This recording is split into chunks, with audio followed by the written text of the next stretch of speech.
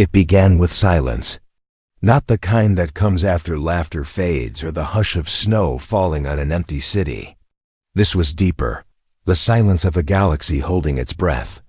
Across thousands of star systems linked by quantum comms and neural relays, every species from the amphibious Zarn to the crystalline Jeruvi turned their eyes toward Earth.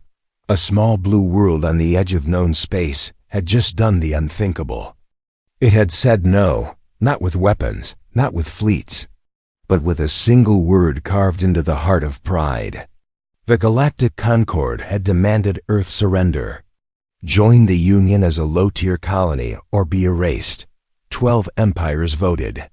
One said, "No, humanity," and from that no came fire. The Vexery Empire answered first. Ancient, ruthless, masters of stealth and shadow warfare, they did not believe in large battles. They believed in fear, in precision, in the knife before the scream, so they sent 12. 12 of their deadliest warriors, the Night Talons, clad in adaptive armor that drank light, armed with plasma blades that cut through steel like paper, trained from birth to kill without sound, without mercy, without hesitation. They were legends even among the stars. And they were sent to kill one man, General Elias Cade. He was not a king, not a god, just a soldier who had seen too much and lost everything. Once a commander in Earth's last global war, he had survived nuclear fire and civil collapse. Then he was chosen.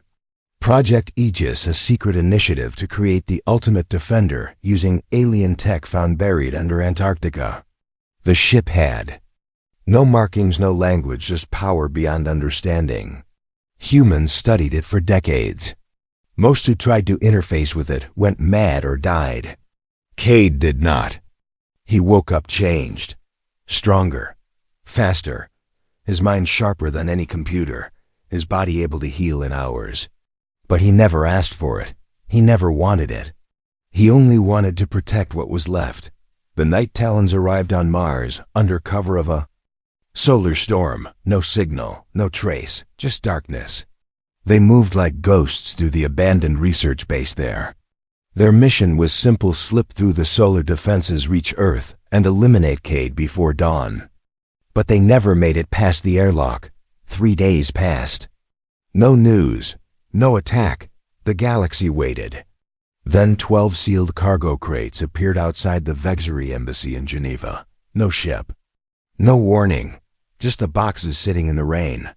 When diplomats opened them, they found pieces.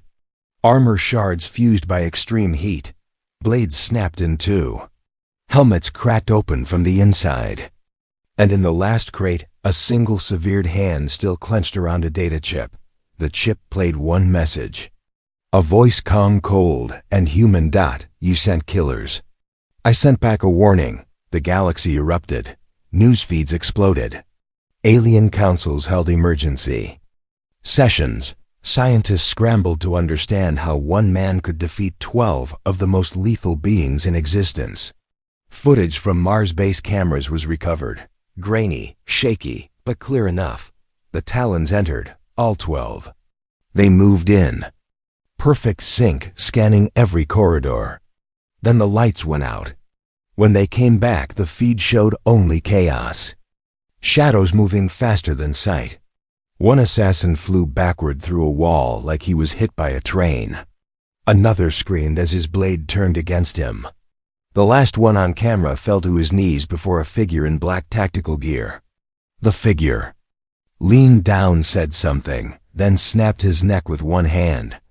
Then he looked straight into the camera. His eyes glowed faintly blue.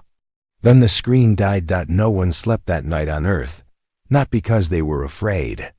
Because they were awake. For the first time in history, humanity was not the prey. They were the answer. Cade did not give interviews. He did not speak to the press. He stood alone on a rooftop in New York watching the stars. His comms buzzed. Military leaders wanted plans. Politicians wanted speeches. The world wanted a hero. He was none of those things. He was a weapon. And now the real war was coming. The Vexery did not send another team, they sent a fleet. 100 warships, dark and jagged like blades of obsidian, began moving toward the inner solar system. Their message was clear: you killed our best. Now we burn your world. But Cade was ready. He had studied the assassins. Their armor, their weapons, their weak points. He knew how they fought. He knew they feared silence.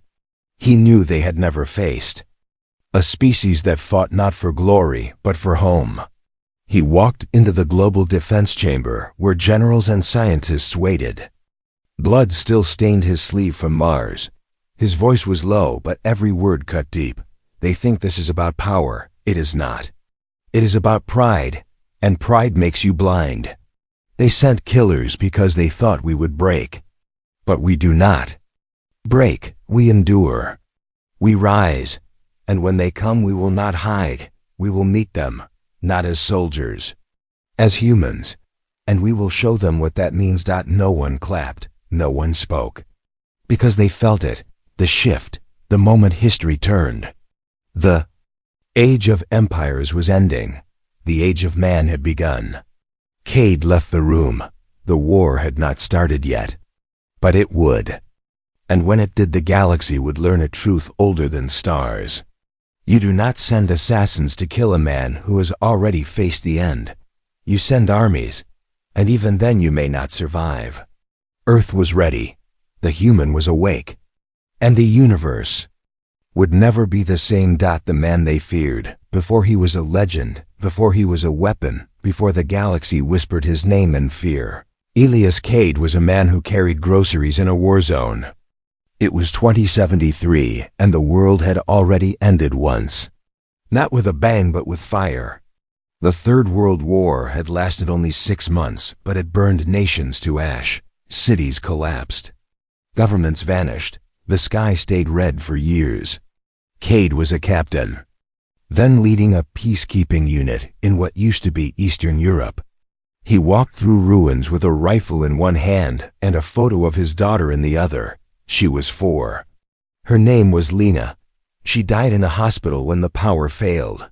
His wife followed a week later. He buried them both under a broken tree and kept walking. He did not cry. He could not. There was no time. The world needed soldiers, not mourners. That was why they chose him. Project Aegis, a black program buried under layers of secrecy. The discovery of the alien vessel in Antarctica changed everything. It was not human. It was not like any known species. It had no engine, no windows, no visible way in, but it responded to thought, to pain, to will. Scientists found that it bonded with a mind strong enough to survive the link. 19 volunteers tried. 18 died. 1 went blind. 1 screamed for 3 days before falling silent. Then came Cade. They told him it might kill him. He said he had nothing to lose. They connected the neural bridge. The pain was beyond words. It felt like his bones were melting, his blood turning to fire, his skull splitting open. But he held on, not for glory, not for power, because somewhere in the darkness a voice whispered, "Stay." And he did. When he woke up, he was not the same. His body healed from cuts in minutes. His reflexes were faster than any recorded being. His mind could process data like a quantum core, but he was still human. He still dreamed of Lena. He still woke up calling his wife's name. For 10 years he worked in silence. A ghost in the machine. He trained. He studied alien tech. He learned how to fight in zero gravity, how to survive vacuum, how to kill with his bare hands. He became Earth's last line of defense. Not because he wanted to be, but because no one else could. The world did not know his name. Only a few leaders did. Until the Vexery came. After the Night Talons fell, the Global Council summoned him. They met in a bunker beneath Geneva. Glass walls. Armed guards. Alien envoys watching through holograms. They wanted answers. How did he do it? Was he still human? Could he be controlled? Cade stood in the center of the room, his coat torn, his Boots covered in Martian dust. He did not salute. He did not smile.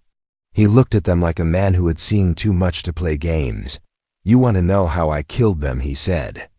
"I studied them, their movements, their patterns, the way they breathed." The Vexari rely on fear. They move in silence because they believe silence is power. But silence is nothing when you are not afraid. I heard them the moment they landed. I let them walk deeper. I let them feel safe. Then I took it away, one by one. The first died when his own blade cut his throat. The second when the floor gave way under him. The third when he realized the voice in his helmet was not his teammate. It was me. I used their coms, their suits, their pride. They were perfect killers. But they were not prepared for a man who does not care if he lives. A Marathi ambassador spoke, a floating jellyfish-like being with glowing eyes. "You are not just a man. You are enhanced. You are a weapon. What if you turn on us?" Cade turned slowly. His eyes glowed faintly blue. "If I wanted to destroy you, I would not need a weapon. I would just walk, and you would fall." The room went cold. No one moved, no one breathed, because they saw it now. Not a soldier, not a general, something else. Something new. Later that night, Cade stood on a balcony overlooking the city. Rain fell softly. Lights flickered below. A child ran through the street holding a toy gun laughing. Cade watched him for a long time. That could have been Lena, he thought. She would have been 16 now. Would she be proud? Would she even recognize him? His coms buzzed. Satellite scans showed the Vexari fleet moving faster. They were not stopping. They were not negotiating. They were coming to erase Earth from the map. A final message had been sent to all human leaders. Surrender the killer or burn with him. Cade did not respond. He walked to a hidden hangar beneath the Alps. There he found the others. The few who had survived Project Aegis. Not as strong as him. Not as fast. But enhanced, trained, ready. He called them the Aegis Guard. Not soldiers, protectors. He looked at them one by one. They will come with ships. With bombs, with monsters. They think we are weak because we are new. Because we are emotional. Because we love. They do not understand that is our strength. A Vexari warrior fights for honor. A human fights for someone. That is why we win. Not because we are better. Because we have more to lose. He handed each of them a suit, black, lightweight, lined with alien alloy, capable of withstanding plasma fire. They suited up in silence. No cheers, no speeches. Just readiness. Back on the global feed, the world watched footage of the Martian base. The assassins falling, the shadow moving, the voice, the message. People did not fear. They stood taller.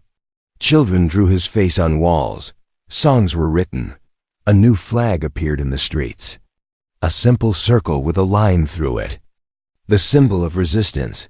Cade saw none of it. He stood alone in a training hall, smashing through steel dummies.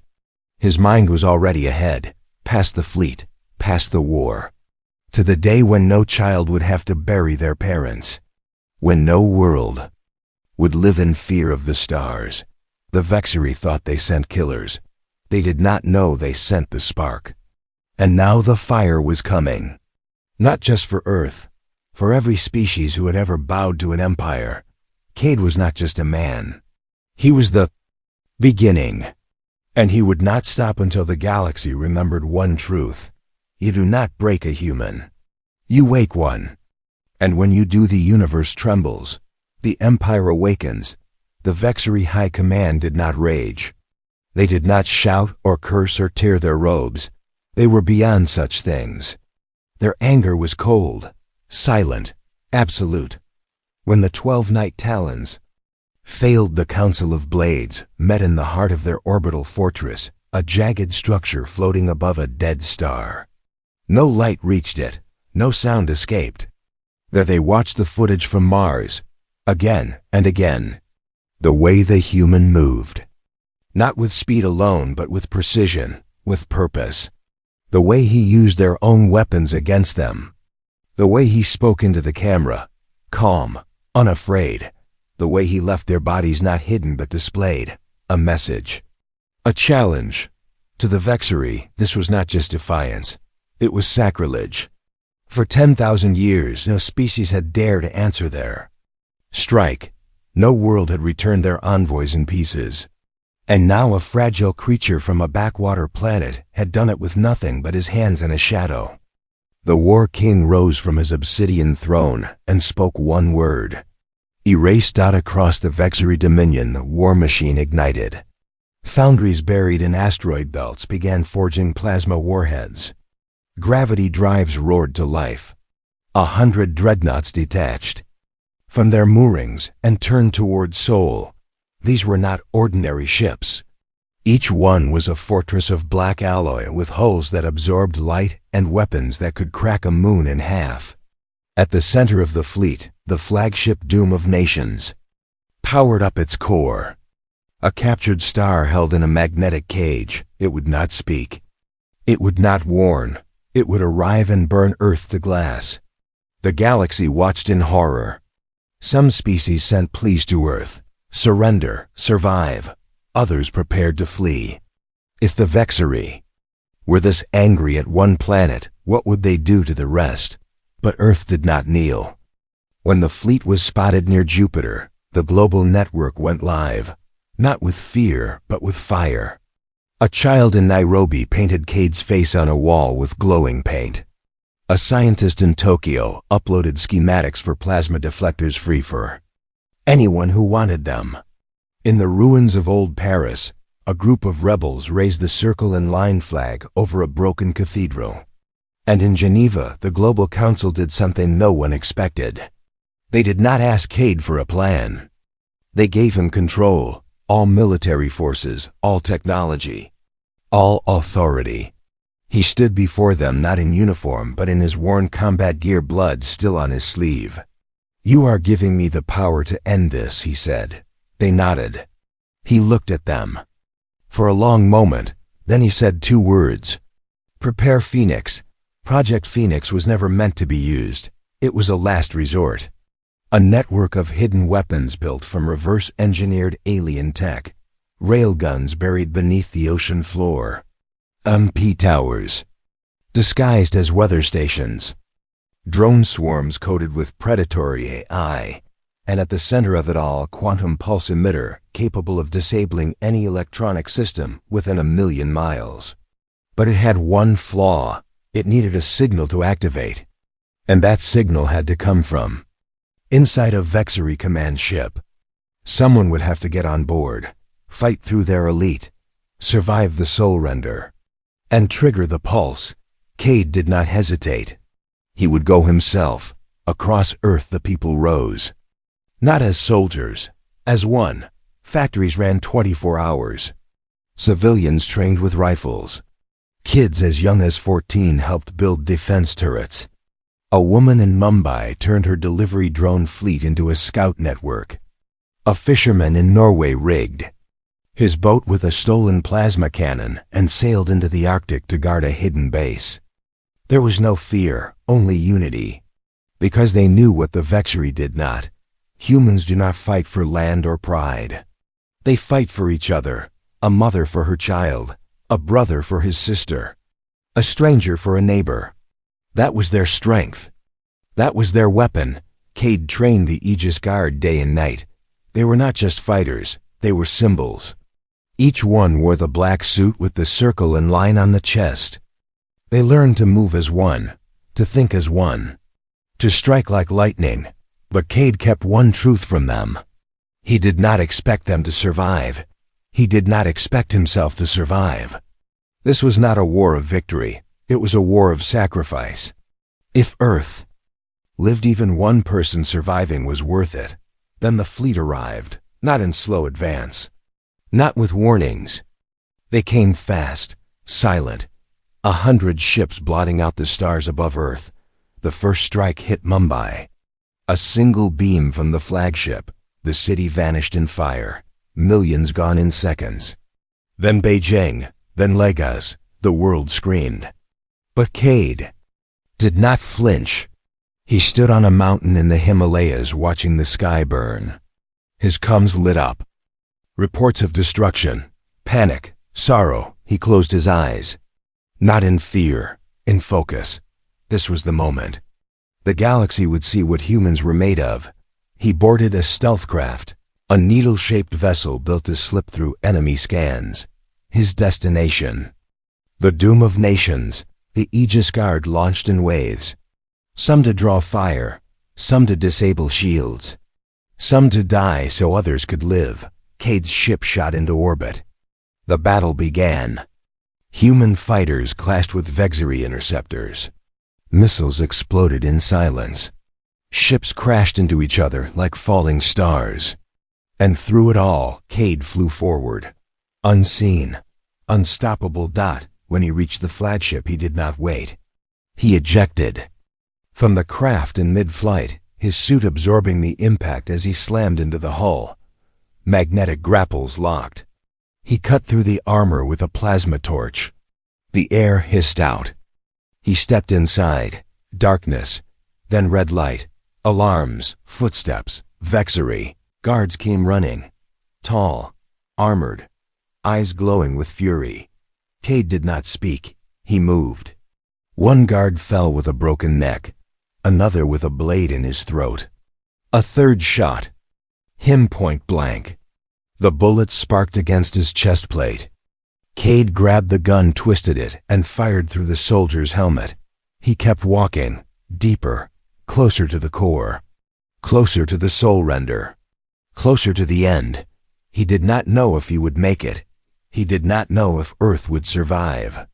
But he knew one thing. The Vexery had made a mistake. They thought they were facing a man. They were not. They were facing humanity, and humanity does not break. It rises, even in fire, even in death, even in the dark. It rises, the fall of the sky. The sky above Earth was no longer blue. It was black with war. A storm of fire and metal raged in orbit as human fighters clashed with Vexery interceptors in silent explosions that lit up the night like dying stars. The doom of nations hung above the atmosphere like a god of ruin, its massive gravity cannons charging for another strike. Below it, cities burned, not from bombs that fell, but from beams that cut from above. Beijing was gone. Lagos was ash. Sydney vanished in a flash of white heat. The Vexery did not conquer. They erased. And they were not done. But on the surface, something unexpected happened. People did not run. They did not scream into shelters and wait to die. They stood. In the ruins of Paris, a woman raised a radio tower made from scrap and broadcast a song, an old Earth melody about rising after the fall. In Nairobi, children handed out water and ammo to soldiers like they were born for war. In the frozen wastes of Siberia, a group of engineers activated a hidden railgun buried under ice. It fired one shot, a tungsten rod the size of a bus shot, into space and punched through a Vexery cruiser like paper. The ship exploded in silence. The people cheered, not because they won, because they fought back. And deep inside the doom of nations, General Elias Cade moved like a ghost through the blood-slick halls of the enemy flagship. His suit was cracked. His left arm barely worked after a plasma blast tore through the joint. But he walked on, past dead Vexery guards, past sparking consoles, past the bodies of his own men who had died getting him this far. He had seen their final moments on the comms feed. 2 of the Aegis Guard took down a whole squad with Amico grenades. One sacrificed himself by overloading a reactor to open a path. Another held a corridor alone for 7 minutes until his suit failed and the vacuum took him. They were not just soldiers. They were brothers. And their deaths were not in vain. Cade reached the central chamber. The door was sealed with a biometric lock that read only Vexery DNA. He did not hesitate. He grabbed the severed hand of a dead officer from the floor, pressed it against the scanner, and kicked the door open. Inside the room was not what he expected. No weapons, no controls. Just a single black column pulsing with dark energy. The Soul Render, the Vexery's ultimate weapon. Not a cannon, not a bomb. A machine that attacked the mind. It did not kill the body. It shattered the soul. It forced victims to relive their worst memories over and over until they went mad or died. Entire planets had fallen to it without a single shot fired. And now it was powering up. A low hum filled the chamber. The air grew heavy.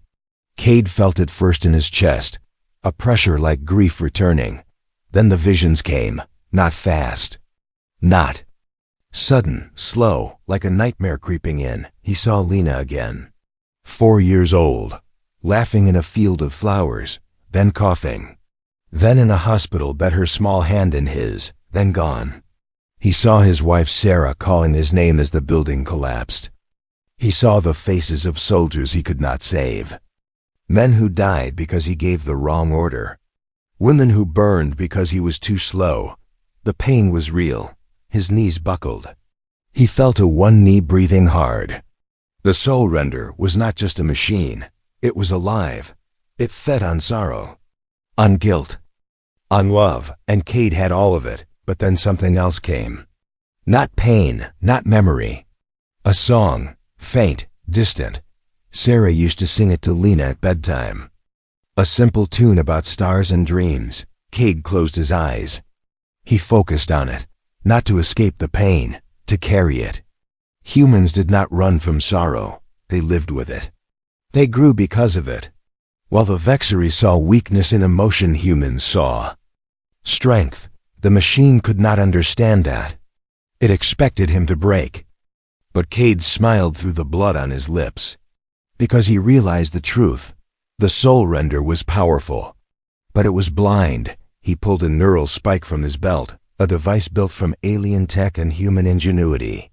It could link directly to foreign systems. He jammed it into the core of the machine. Pain shot through his skull like fire. His vision whited out. But he held on. He did not fight the memories. He welcomed them. He let them flood in. Every loss, every wound, every moment of love. And then he pushed them into the machine, not as pain, as power. The Soul Render was designed to extract emotion. It was not built to receive it in return. And Cade gave it everything. Inside the system, the dark energy flickered. The hum turned into a scream. Across the Vexery fleet, every soldier wearing a neural link suddenly froze. Their eyes rolled back. Their mouths opened in silent agony. The machine was no longer attacking Earth. It was attacking them. The Vexery had spent centuries burying their pain, their failures, their fears. The Soul Render now forced them to feel it all. Commanders tore at their helmets. Pilots crashed their ships. Entire bridges went silent as men and women collapsed, lost in their own nightmares. The fleet began to fall apart. Cade pulled the spike out. Blood ran from his nose. His vision blurred. He could barely stand. But he had done it. The weapon was reversed. The tide had turned. He dragged himself to the command console. With one hand he opened a universal frequency. Every ship, every station, every world, he spoke. His voice was weak but clear. This is General Elias Cade of Earth. You wanted to see fear. You wanted to break us. But you do not know what we are.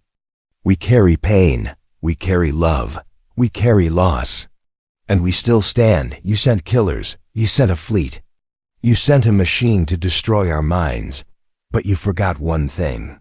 Humans do not fight to win. We fight to protect. And as long as one of us breathes, Earth will never fall. Then he activated Project Phoenix. Across the solar system, hidden weapons powered up. EMP towers fired. Railguns launched. Drone swarms surged from underground bases. The pulse hit. Every Vexery ship with electronic systems went dark. Engines failed. Shields dropped. Weapons. Died. The fleet hung lifeless in orbit like a forest of dead trees. Earth was still burning. Millions were gone, but the sky was no longer falling. The war was not over, but for the first time the galaxy saw the truth. Humanity was not weak, it was dangerous, not because of weapons, because of heart. And the man who walked through fire to protect it was still alive, still standing, still coming. The mind war. The silence that followed the pulse was deeper than space. No engines, no weapons fire, no alarms. Just the drifting wreckage of 100 Vexery warships hanging above Earth, like broken bones. The sky still burned with the afterglow of orbital strikes, but the beams had stopped. The killing had paused.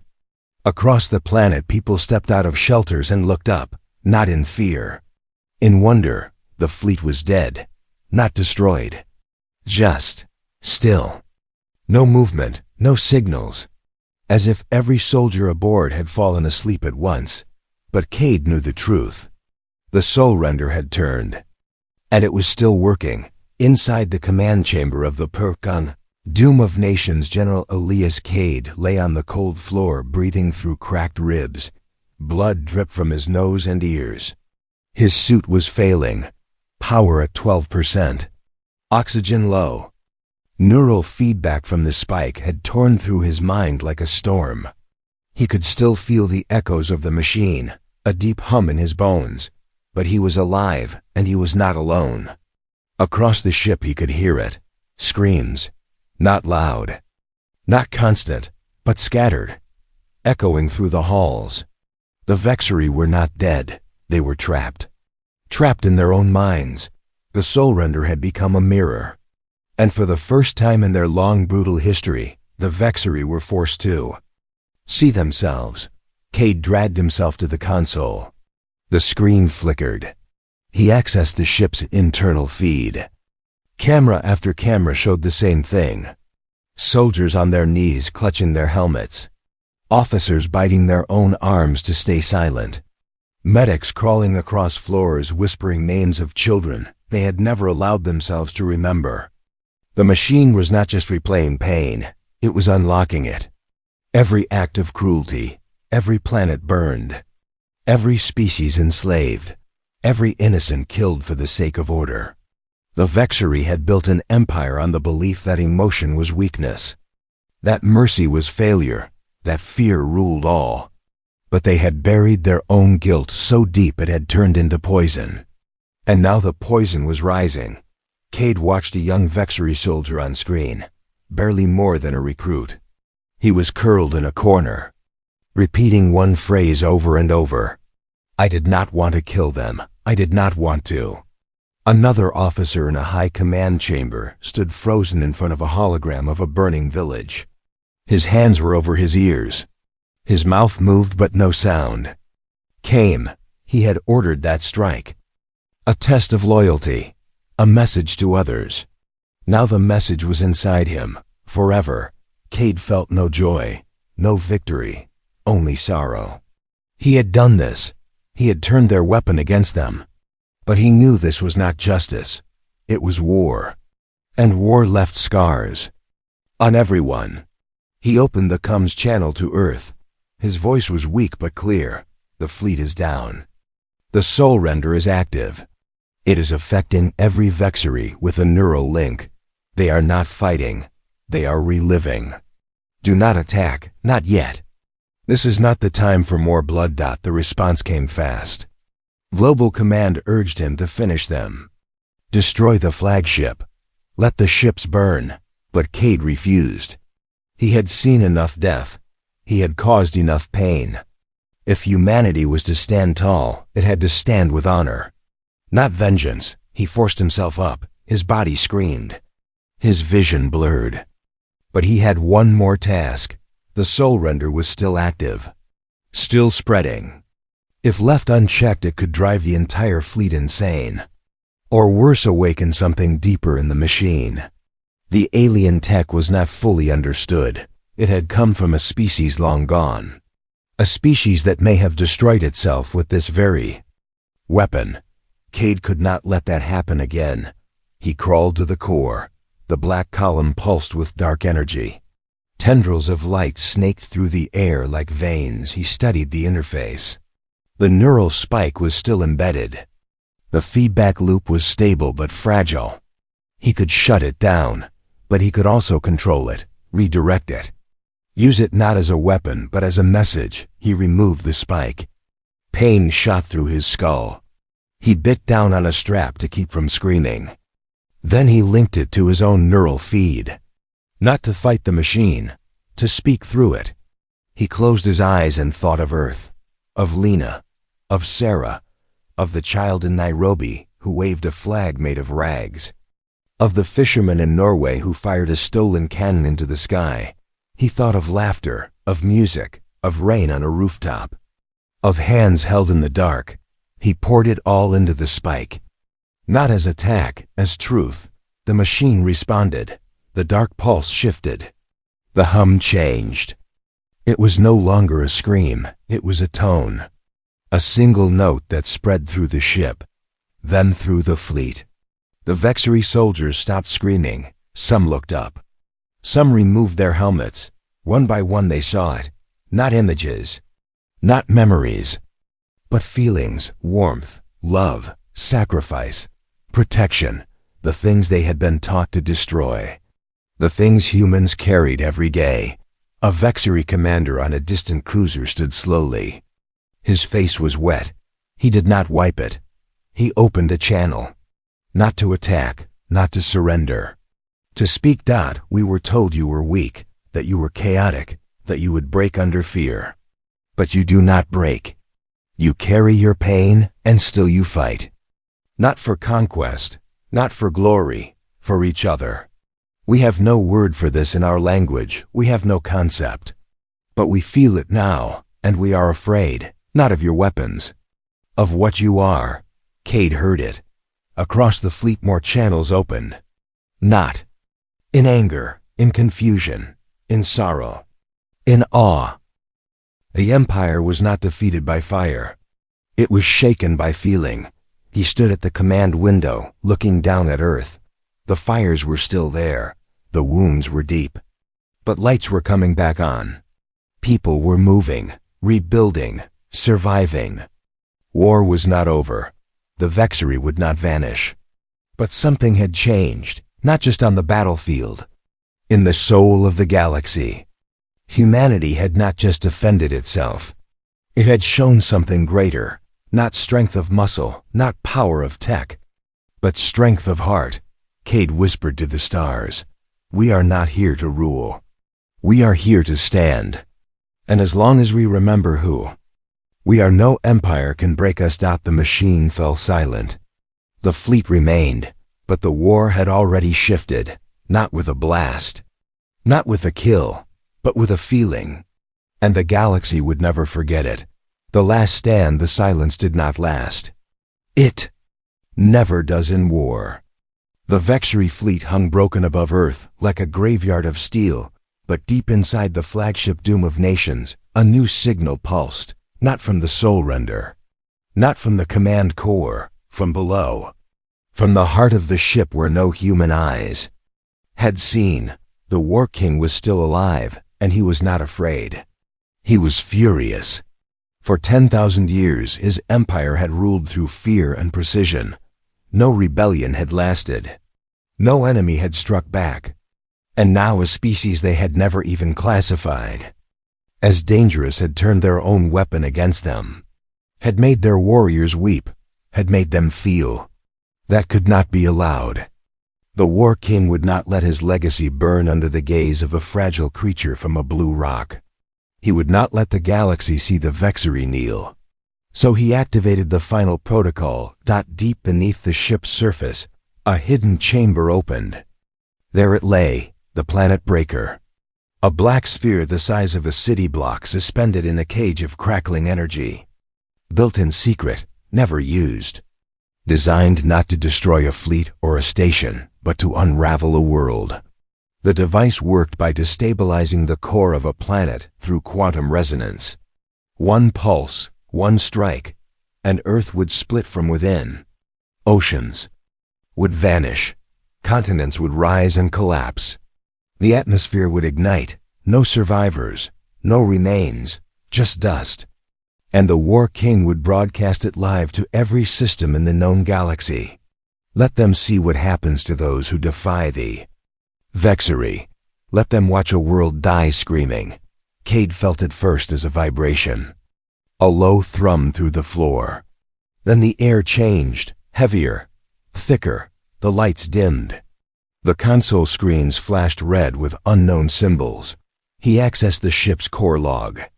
The words made his blood freeze. Final protocol initiated. Detonation. In 47 minutes, target Earth. He did not hesitate. He ran. His body was broken. His suit barely functional, but he moved. Through smoke-filled corridors. Past dead Vexery soldiers still clutching their heads.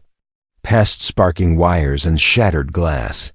He reached the command deck and opened a secure channel to Earth. They are going to destroy the planet. One device, hidden deep in the ship. I can stop it, but I need time. And I need you to know, if I fail, do not surrender. Fight to the end. Make them pay for every inch. The response came fast. Global Command ordered all remaining fighters to intercept the flagship. But Cade cut them off. No, you cannot destroy this ship from outside. The device is shielded. It has to be stopped from within. And if it detonates in orbit, the blast will still reach Earth. I have to go deeper, alone. He sealed the channel. Then he moved, down, through maintenance shafts. Elevator shafts collapsed under fire.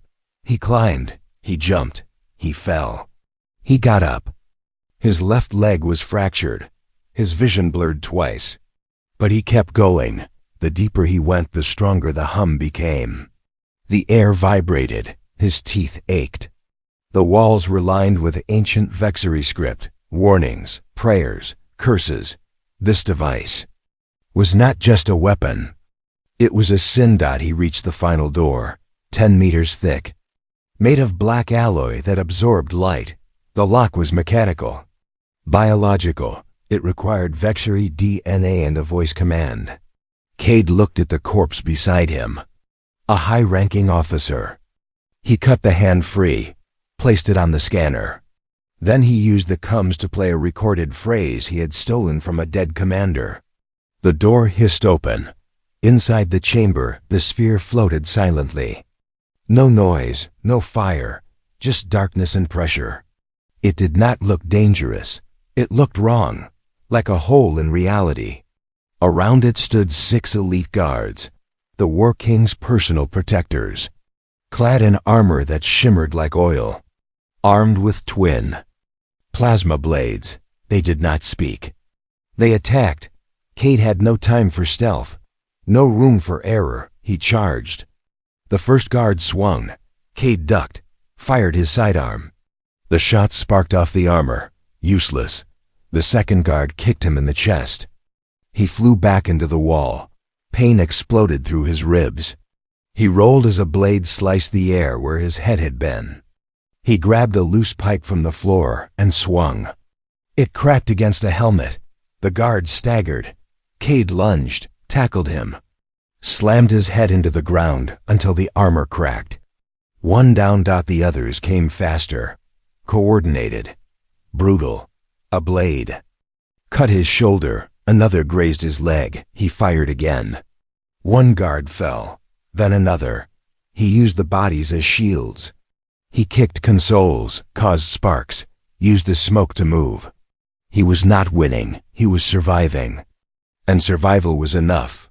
Then he saw him, the War King, tall, armored in black and gold, face hidden behind a mask of sharpened metal. He stepped from a shadow holding a weapon that pulsed with red light. He did not charge. He spoke. His voice was deep, cold, translated through the suit. You are not a soldier. You are not a king. You are nothing. And you will die knowing your world burns behind you. Cade stood slowly, blood on his face, breath ragged. He looked at the War King, then at the sphere. Then back, you are wrong. I am not nothing. I am human. And that is enough, he charged. Not at the War King, at the sphere. The guards moved to stop him. The War King fired. A beam of red energy cut through the air. Cade Dove rolled, fired his last grenade. It exploded between two guards. He reached the control panel, started hacking. The War King came fast, swung. The blade cut deep into Cade's side. He screamed, but his hand stayed on the console. He uploaded the virus. The sphere flickered. The hum rose. The detonation sequence slowed. But it was not stopped. The War King grabbed him by the throat, lifted him off the ground. You cannot win. Cade smiled through blood. I am not here to win. He pulled a small device from his belt, a neural bomb. One pulse, one blast. It would fry every electronic system in the chamber, including the sphere's core, including the ship's gravity, including his own suit. He pressed the trigger. The explosion was silent. But the effect was not. Lights died. The sphere dimmed. The guards collapsed. The War King roared as his armor failed. Cade fell. The last thing he saw was the sphere cracking. The energy fading, the threat gone, then darkness took him. The ship began to break apart. The last stand was over. The sacrifice was made, and somewhere below Earth still turned, still lived, still hoped. The return for 47 days Earth mourned. The war had ended, but no one celebrated. The sky was clear. The Vexery fleet had vanished, some destroyed, some fled, some drifting lifeless in deep space. The planet breaker was neutralized, the soul render silenced. The flagship Doom of Nations had collapsed into itself, torn apart by the neural bombs. Pulse vanishing into a silent implosion near Mars. But General Elias Cade was gone. No body, no signal, no final word. Only silence. The man who stood alone against an empire had walked into the heart of fire and never walked back.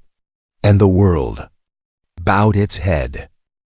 Cities held quiet vigils, not with fireworks or speeches, but with candles. Millions stood in silence under the stars. Children drew his face on school walls. Scientists named new discoveries after him.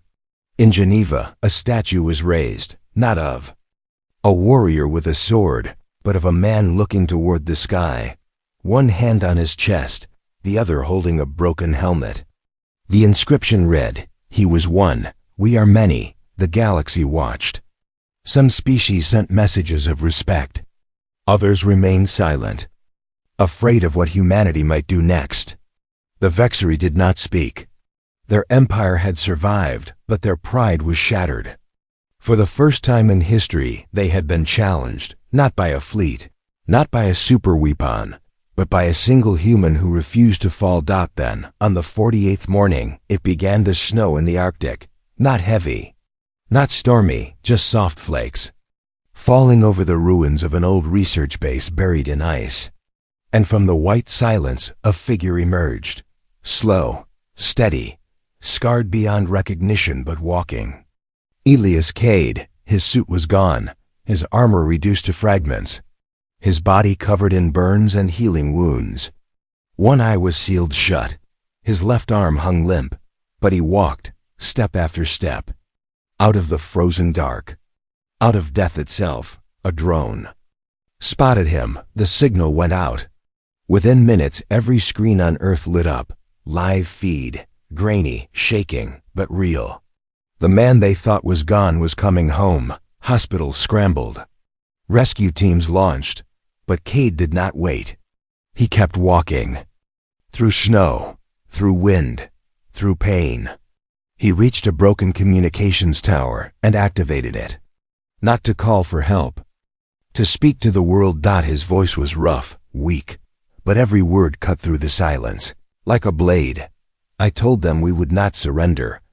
I told them we would not break, and we did not.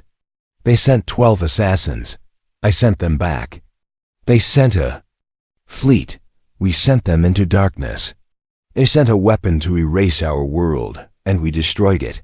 Not with hate. Not with revenge. With the one thing they could not understand. We fought for each other. That is not weakness. That is strength.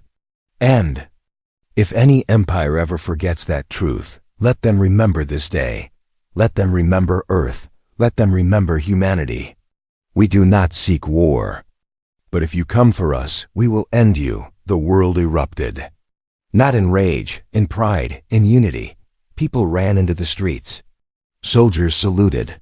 Leaders stood in awe. A new era had begun. Not of conquest, of respect. Across the stars, species who had lived under the shadow of empires began to speak louder.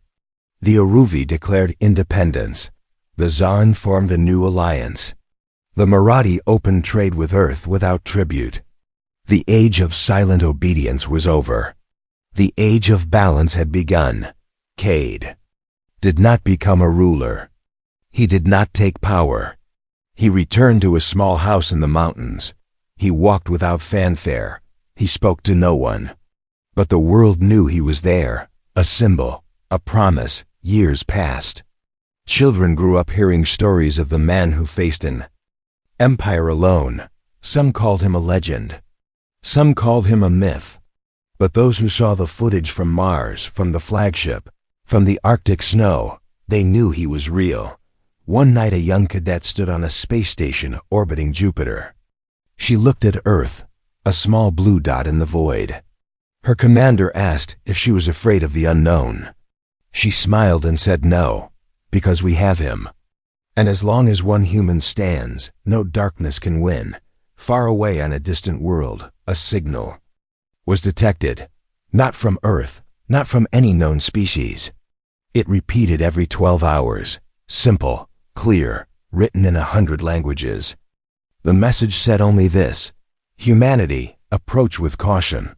And somewhere in the mountains a man sat by a fire. He looked at the stars. He did not smile. He did not speak. But for the first time in years his eyes were at peace. The war was over. The story was complete.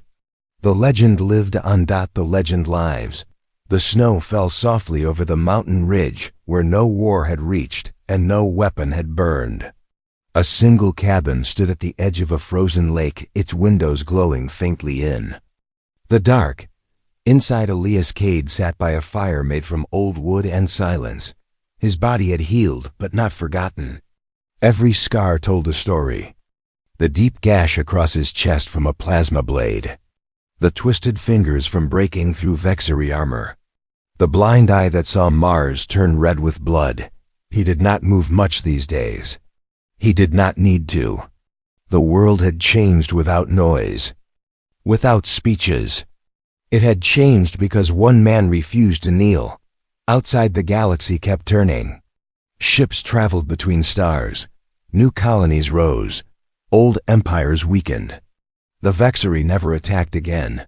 They did not send more assassins. They did not speak of Earth, but they watched. And they waited, because they knew the truth. That human was still alive. And as long as he breathed, no empire could sleep easy. Children on distant worlds grew up hearing the tale. Not as history, as firelight legend. The man who fought alone, who broke the night talons, who walked through a fleet of monsters and made them feel fear, who stared into the heart of a planet killer and laughed before he shut it down. Some said he was more than human. Some said he was the first of a new kind. But those who knew him best said he was the most human of all, because he fought not for glory, but for memory, for a daughter's laugh, for a wife's voice, for a world that deserved to live. One morning a ship landed near the cabin, not military, not alien. A simple transport from the Global Science Board. A young woman stepped out. Her face was serious. Her hands held a data slate. She walked up the path and stopped before the door. Cade was already there waiting. He did not ask why she came. He knew. They found something under the ice, he said. She nodded. It is not Vexery, not human. Older, much older. and it responded to your neural signature. Only yours. He looked past her toward the horizon. The sky was clear, the wind still. He took a long breath. Then it is not over. It is just beginning. She waited for more, for orders, for a plan, but he did not give one. He simply closed the door, sat back by the fire, picked up a small wooden carving, a bird his daughter had once drawn. He ran his fingers over it. Not as a weapon, not as a leader, as a man. Years passed. The signal from the ancient object beneath the ice pulsed once. Every night. No one else could hear it. No machine could decode it. But sometimes in his dreams, Cade saw stars that did not exist. Worlds covered in silver trees. Beings made of light and thought. A message not of war, of warning, of purpose. He did not speak of it. He did not run. He waited. Because he knew one day the galaxy would need him again, not as a soldier, as a symbol, as proof that even the smallest world could shape the fate of the universe. On Earth, they built no throne for him. They built schools, hospitals, space docks named in honor of the fallen. Aegis Guard. In the heart of New York, a great mural stretched across a mountain face, showing Cade not with a weapon, but with a child's hand in his. The words beneath glowed. At night, we stand because he did. And far beyond the edge of human space, a new signal began to spread. Not from Earth, not from any known fleet. It came from deep in the void. A repeating pulse, simple, clear, understood by every species that received it. It carried no threat, no demand. Just 3 words in a language that had no name but every mind could feel. Humanity is awake. No war followed, no invasion. But across 1,000 worlds species looked up. And for the first time in ages they did not see darkness. They saw hope. Cade never left the mountain, but the world never forgot him. When storms came, people whispered his name like a shield. When children feared the dark, they were told the story of the man who made an empire bleed. And when new ships launched toward the stars, their captain spoke one phrase before liftoff. For Earth. For all of us. The fire crackled. The snow kept falling. The stars shone. And in the silence a legend lived on. The end.